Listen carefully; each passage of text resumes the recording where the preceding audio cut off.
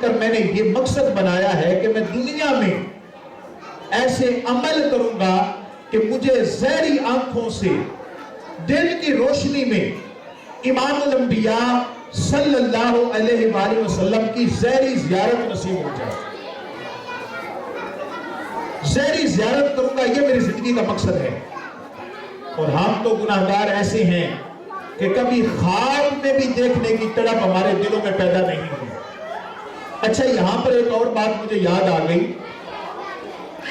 آپ دن کو کوئی پریشانی لے کر سوتے ہیں، رات آپ کے ڈاکومنٹس کا کوئی مسئلہ بن گیا، روزگار کا کوئی مسئلہ بن گیا. ایمان سے بتاؤ، ایمان سے بتاؤ، کثرت کے ساتھ رات کو وہی بات خواب میں آپ دیکھتے ہیں یا نہیں دیکھتے؟ بڑی سمپل بات ہے.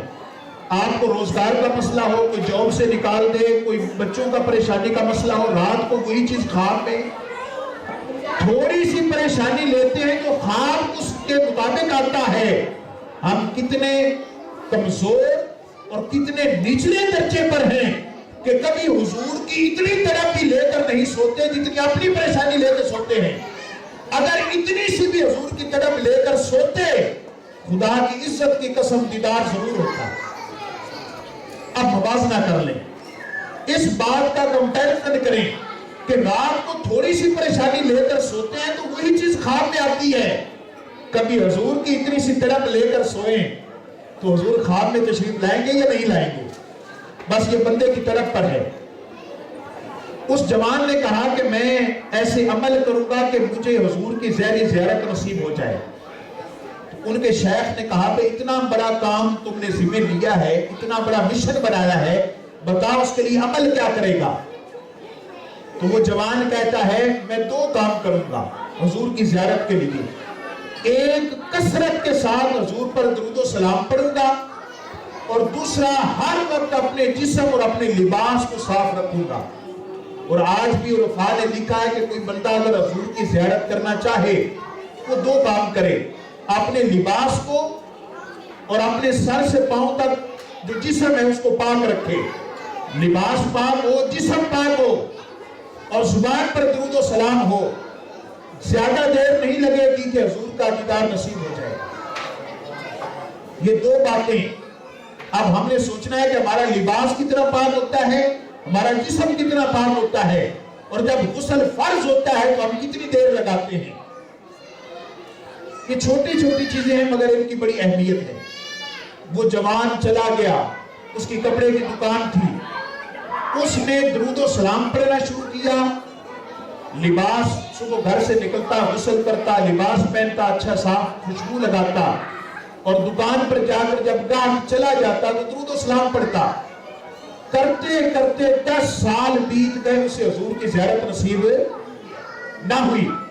اس کے شیخ نے پوچھا عبد الرحمن دہلوی نے کہ بیٹا 10 سال گزر گئے ہیں، درود و سلام پڑھتے، محنت کرتے، کیا حضور کی زیارت نہیں ہوئی؟ عرض کرتا ہے حضور ابھی تک زیارت نہیں ہوئی. لگتا ہے کہ میری طرف سے ہی کوئی کمی ہے، ورنہ وہ ہستی تو بڑی لجپال ہے. لگتا ہے جتنا درود و سلام پڑھنا چاہیے میں وہ نہیں پڑھتا، یا جتنی مجھے پاکیزگی اختیار کرنی چاہیے میں وہ نہیں رکھ سکتا. دیر میری طرف سے ہے، ادھر سے دیر نہیں ہے. المختصر، کرتے کرتے اس جوان کا جوانی گزری، داڑھی کے بال سفید ہو گئے، کمر جھک گئی، 25 سال بیت گئے. اس عاشق نے درود و سلام پڑھنا نہیں چھوڑا. 25 سال بعد جب داڑھی بھی سفید، سر کے بال بھی سفید، اس کے شیخ کا بھی انتقال ہو گیا. اسے کوئی اللہ والے ملے، اس کی حالت دیکھی، وہ ہر وقت روتا ہے، تڑپتا ہے، درود و سلام پڑھتا ہے. اسے کسی نے بتایا کہ ہندوستان کی سرزمین سے ملتان کی سرزمین پر چلا جا، وہاں غوث العالمین غوث بہاول زکریا ملتانی رہتے ہیں. وہ ایسے ولی ہیں کہ جنہیں حضور کی کچہری نصیب ہے. اگر وہ حضور کو التجا کر دے تو تمہیں حضور کی زیارت نصیب ہو سکتی ہے. اب یہ تو عاشق تھا اور اپنے مقصد کو پانا چاہتا تھا، مشن بنا چکا تھا. ہندوستان سے چلتا ہے، اس زمانے کا سفر کر کے ملتان پہنچا. اس زمانے میں ملتان کے دروازے ہوتے تھے جو شام کو بند ہو جاتے تھے. جب دروازے پہ پہنچا تو چوکیداروں نے سپاہیوں نے دروازہ بند کر دیا. وہ دروازے پہ لیٹ گیا, ساری رات سویا رہا. صبح دروازہ کھلا, آپ کو غوث محمد زکریا ملتانی کی مجلس میں لے جایا گیا. مجلس میں بٹھانے کی بجائے آپ نے فرمایا کہ وہ شخص جو آ رہا ہے اسے میرے مریدوں کے جوتوں پر بٹھا دو.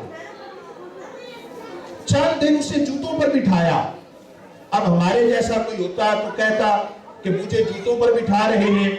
وہ انا اور میں کو مارنا چاہتے تھے, آزمانا چاہتے تھے. رات کا بس ہی کھانا دیتے, جوتوں پر بٹھاتے. بڑے دن گزر گئے تو قریب بلا کر فرمایا, بیٹا کہاں سے آئے ہو, کیا چاہتے ہو, کیا چاہتے ہو؟ اس عاشق نے کہا, حضور زندگی بیت گئی. زندگی, اب ان جملوں کو اپنے اوپر طاری کریں. یہ بچے شور کر رہے ہیں اس طرف, اس وجہ سے تھوڑی کیفیت نہیں بن رہی, مگر جن تک آواز صحیح جا رہی ہے وہ توجہ سے سنیں. غوث محمد زکریا فرماتے ہیں, کہاں سے آئے ہو, کیا چاہتے ہو؟ وہ عاشق کہتا ہے کہ 25 سال گزر گئے, 25 سال گزر گئے, بس ایک ہی تمنا ہے درود و سلام پڑھتے ہوئے کہ حضور کا دیدار نصیب ہو جائے. اب ذرا 25 سال ہم دیکھیں اپنی زندگی کے تو یوں کہہ سکتے ہیں کہ مولا 25 سال بیت گئے, کوئی خبر نہیں کہ ہماری ایک نماز بھی قبول ہوئی کہ نہ ہوئی, ایک نیکی بھی قبول ہوئی کہ نہ ہوئی. کیونکہ ہماری نیکیاں دنیا کو دکھانے کے لیے, ہمارے تقوی دنیا کو دکھانے کے لیے, ہماری عبادتیں دنیا کو دکھانے کے لیے. کاش ہمارا حال یہ ہوتا کہ یہ جو سارا کچھ دنیا کے لیے کرتے ہیں صرف اپنے مالک کو دکھانے کے لیے کیا ہوتا. تو جب یہ حال دیکھتے ہیں تو پھر اعمال خالی نظر آتے ہیں. اس نے کہا بس ایک ہی تمنا ہے, آپ کے بارے میں سنا ہے کہ آپ رب کے بڑے لاڈلے ولی ہیں, حضور کی کچہری نصیب ہے تو حضور کا دیدار کروا دیں. انہوں نے کہا بے شک حضور کی کچہری نصیب ہے, پر میری اتنی جرت نہیں کہ وہاں کوئی سوال کر سکوں. ایک عاشقہ, ایک عارفہ حضور کی بارگاہ میں جب جاتی تھی, جو مانگتی تھی حضور دیتے تھے. آج اس کا وصال ہو گیا ہے. آج رات کے پچھلے پہر اس کا جنازہ اٹھایا جائے گا, تو بھی جنازے کے ساتھ شامل ہو جانا. اور جو ہستی جنازہ پڑھانے آئے ان کے قدموں پر گر کر کہنا, اے اللہ کے بندے مجھے حضور کا دیدار کروا دو. وہ ہستی ضرور تمہیں حضور کا دیدار کروا دے گا. یہ جنگل میں پہنچے, دیکھا ایک جنازہ جا رہا ہے. اب یہ لفظ بہ لفظ میں سنا رہا ہوں جو ہمارے پروفیسر صاحب نے 2003 میں ہمیں بات سنائی تھی. وہ عاشق جنگل پہنچا, جنازے کے ساتھ شامل ہوا, جنازہ رکھ دیا گیا. بڑے بڑے اولیاء سر جھکائے کھڑے ہیں, مسلح جنازے والا خالی ہے, کوئی آگے نہیں بڑھتا جنازہ پڑھانے کے لیے. اسی اسنا میں سفید گھوڑے پر سوار ہو کر ایک شخصیت جنہوں نے چہرے پر سفید کپڑا ڈال رکھا ہے تشریف لائے, مصلی پر کھڑے ہوئے, اس عارفہ اور ولیہ کا جنازہ پڑھایا.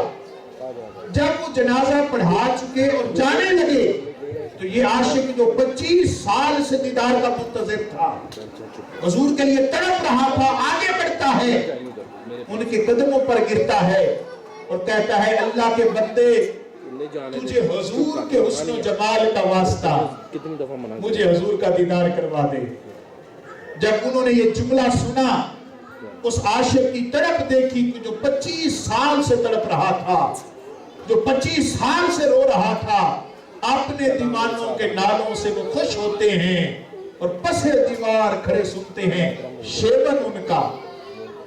وہ آگے بڑھا, قدموں پر گرا, اس ہستی نے اوپر اٹھایا, سینے سے لگانے سے پہلے چہرے سے پردہ ہٹایا اور فرمایا میرے عاشق آج زہری آنکھوں سے تک لے, میں ہی تیرا مصطفیٰ ہوں. تو میرے لیے روتا تھا, تڑپتا تھا, درود و سلام پڑھتا تھا, تو یہ نہ سمجھ کہ میں تیرا رونا دھونا نہیں دیکھتا تھا. آج زہری آنکھوں سے دیکھ لے کہ میں تیرا حبیب ہوں. उम्मती फरियाद करे जो हाल ज़ार में, अरे मुमकिन नहीं कि खैरुल बशर को खबर ना हो।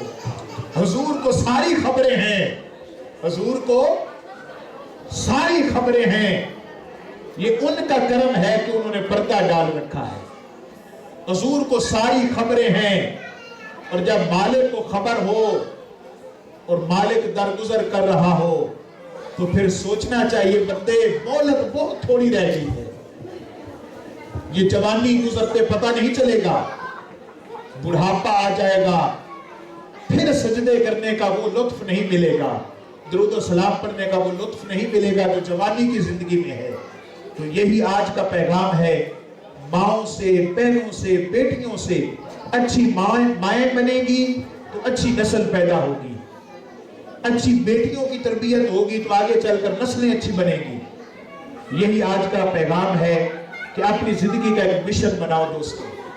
रोजाना 100 मरतबा दुरूद शरीफ पढ़ने का वादा करें,